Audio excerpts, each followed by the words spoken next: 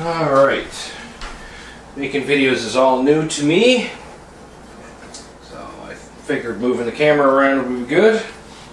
Okay, very carefully I'm going to take my wort and I'm going to pour it in the bucket. And unfortunately I spilled just a wee bit on the floor, so I'm going to have to clean that up before my wife sees.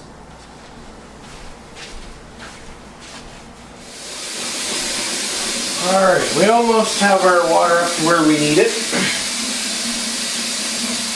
Another pot should actually do it. And brewing beer with an extract kit really is this easy. It's a little time consuming cleaning everything and making sure everything is sanitized. But other than being a little time consuming, there's nothing wrong with that. Alright, so I have the water up to the level where we want it. There's a little bar that, or notch, that actually is inside most of these buckets that will show you how much water is 5 gallons or 23 liters. So what we want to do, we want to stir it. Really get the water moving, get it aerated. As more oxygen is in the water, the better the yeast will ferment out.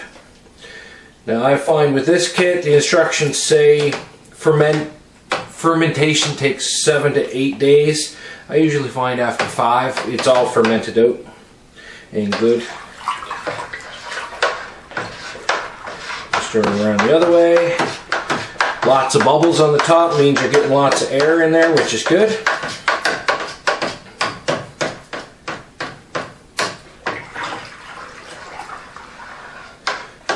I'm just going to slow that down. Okay, and we're going to take a hydrometer reading here in a minute and see what our potential alcohol is.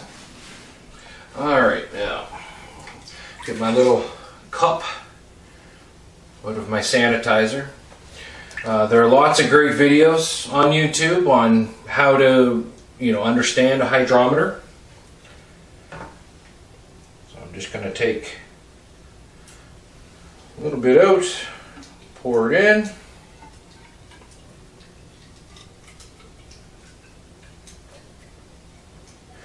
Don't fill it to the top because the hydrometer, when you put it in, will make it all spill everywhere. And since my cup was sanitized, what I didn't use I'm going to put back in my beer. Again, everything is sanitized. Sanitize, sanitize. It's like the Bible of brewing. The only thing I didn't sanitize was my hydrometer and the little thingy that it goes in. We're just going to drop it in there. My dogs are scratching at the door. Give it a little spin. And what's our reading?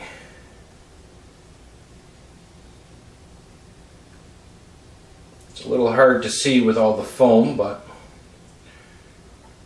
you can get a pretty good guesstimate. And looking where it's floating, it's probably about 1.04845 in around there. And most of the newer ones are now actually color coded, and this would be in the orange band for beer, which is about 5%, and that's where we want it. We really don't want to make a strong beer because it's no fun drinking beer and getting smashed off the first bottle, right? I made that mistake with my first batch of hard cider. I figured I didn't calculate how much sugar was actually in apple juice, and let me tell you, 12% alcohol per bottle didn't take much. Okay, we're back. Most people, when they make their own home beer, they actually ferment in a plastic bucket. I only use my fermenting bucket for mixing my wort and getting the water temperature right. I prefer to ferment in a glass carboy. I've got a hand pump, or a siphon if you will, and I run the hose down into the carboy, and I keep the hose fairly close to the top, so as the wort goes down into the carboy, it splashes and foams and gets more oxygen in it, because like I said earlier, yeast loves oxygen. Okay, so I brought my beer down in my laundry room. Got my little spot that my wife lets me ferment all my beer. So I'm just going to take the yeast, I'm going to cut it open,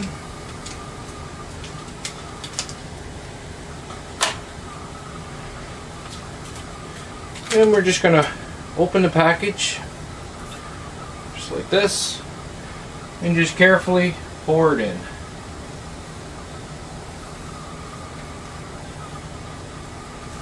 Careful, don't drop the package in your beer. Make it awfully hard to get out of a carboy. Okay, so it's all in there. My little sanitized cup.